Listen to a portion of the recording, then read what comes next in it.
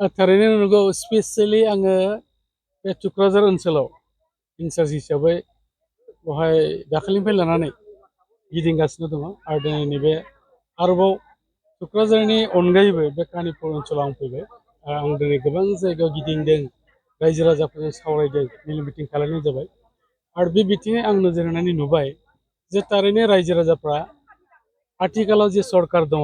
बे सरकारजोंनो थाफानानै बिथांमोनहा भट होनो थाखाय दिनै आवगायबाय आरो आं मिजिंथिदों जेरै बिथांमोनहा गिबि खेबावहाय जयन्त बसुमतारी बिथांखौ एमएलए आव गोबां भट होनानै देरहासार खालामनो हादों बेनि जे डिफारेन्स बे जादोंमोन 31,000निबो बारा भटआव बिथाङा देरहालांदों आरो नेक्स्टआवहाय लकसभानि एमपि हिसाबै सायख'जानायावबाबो बिथाङा गोबां डिफारेन्स भट लानानै बिथाङा देरहानो हादों आरो नैबे समाव जिहेतुके बे मोनसे बाइ इलेक्सन आरो बे बाइ इलेक्सना आसाम सरकारखौबो चेन्ज खालामनो हाया बरन्स बिटिआर सरकारबो चेन्ज जाया बेनिखायनो रायजोफोराव मोनसेल' बिथांमोनहा गोसो गोथारै लोब लोब फैसिननाया जाहैबाय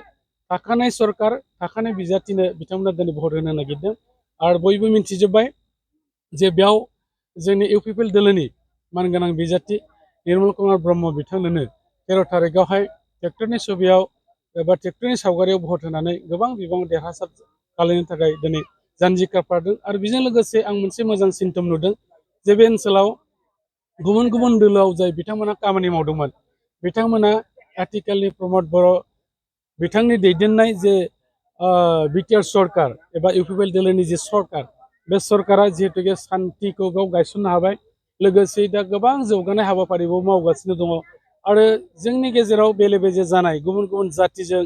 बर' अना बर' मोनसे समाव जे सृष्टि जादोंमोन बेखौ गैया खालामनानै दिनै खौसेथिनि जे खाम्फाखौबो गायसननो हाबाय बे गासैखौबो बिथिङै नोजोर बोनानै दिनै जोंजोंनो एबा इउपिपिएलजों थाफानानै दिनै भट होनो थाखाय रायजो राजाफ्रा थियारि जाबाय आं सानदों जोङो एबारनि बे बाइ इलेक्सनाव बे सिडली बियाबाव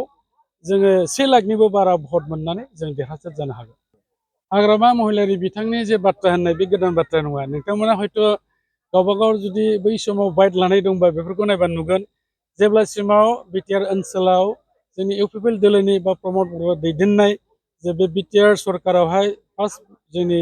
प्रमद बर' बिथाङा जेराव चेयाराव जिरायजेनदोंमोन जेब्ला बियो सामलायजेनदोंमोन अब्ला बिथाङा बै समनिफ्रायनो हाग्रामा महिलारि बिथाङा बुंदोंमोन बे सरकारा 6 मासल' थांगोन बे सरकारा बोसोरसेल' थांगोन आरो माबा मोनसे इलेक्सन जाखांबा होनो गाबोन बे इलेक्सन बायखांनानै आरो आं फैबावनोसै आरो बिदिनो होनैनो दिनै 5 बोसोरा जोबलायलांबाय नाथाय बिथांनि जे बाथ्राफोर बे मोनसेबो रज'बोआखै दा बिथाङा खालिबोल' बिनि थाखाय बे बाथ्राखौ निस्सय होनदों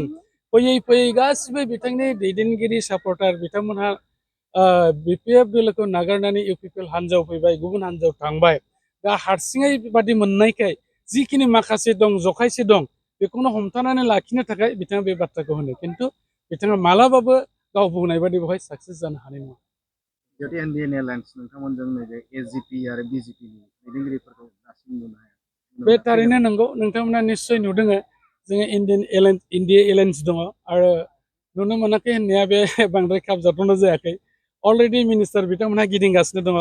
बेवहाय नन्दिता गार्लसा मिनिस्टार बिथाङाबो केबिनेट मिनिस्टार आरो लोगोसे अशोक सिंघल बिथाङाबो गिदिंगासिनो दङ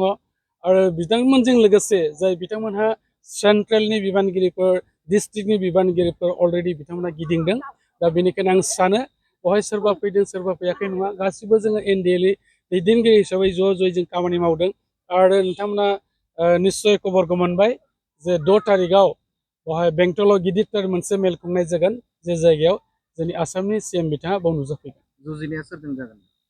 जुजिनाय होननानै बुङोब्ला बेवहाय फिल्डआव जाय बिथांमोना नामायदों गासिबो जिहेतुके बादायारि हिसाबैबो नामायो नाथाय जोंनि खाथियाव थानानै जुजिनो हानाय 2 थारिखआव बे जिहेतुके दा मोनथामल' दोलो बेवहाय जुजिलायनाय जागोन खिन्थु बे मोनथाम दोलोनि गेजेराव बे मोननैबो दोलोआबो जोंनि खाथियाव फैनो हानाय रोखोमै जुजिनो बिथांमोना हानाय नङा